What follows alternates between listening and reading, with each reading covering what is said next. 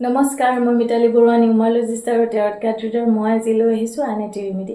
এই ৰেমেডিটো বহুতে মেছেজ কৰি থাকে যে হাজবেণ্ড আৰু ৱাইফৰ মাজত অযুক্তিকৰ কথাত বহুত লাগি থাকে তেতিয়া কি কৰিব যে বাইদেউ সৰু সৰু কথাতে মোক গালি পাৰি থাকে হাজবেণ্ডে মই কি কৰিম বা হাজবেণ্ডেও কয় যে সৰু সৰু কথাত গালি পাৰি থাকে কি কৰা যায় মেম গতিকে তেওঁলোকৰ কাৰণে ৰেমেডিটো তেওঁলোকে কি কৰিব লক্ষ্মী নাৰায়ণ নম এই মন্ত্ৰটো 108 বাৰ ডেইলি মাতিব 108 বাৰ লক্ষ্মী নাৰায়ণ নম এনেকৈ